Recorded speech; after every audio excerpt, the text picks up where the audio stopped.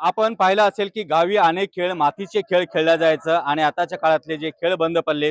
खरं तर आज मराठा आंदोलक या ठिकाणी आले आहेत आणि त्यांना ज्या पद्धतीने आपण पाहतोय की वेगवेगळ्या क्रीडा या ठिकाणी करतात। आपण पाहतो हे खेळ कुठला आहे?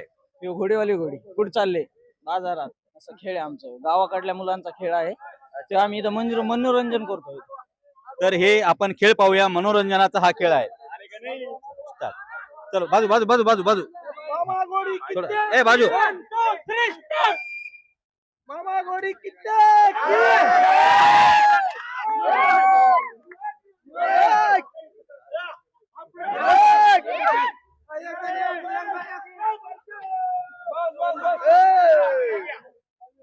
घोडीवाले घोडीवाले कुठं जायचं?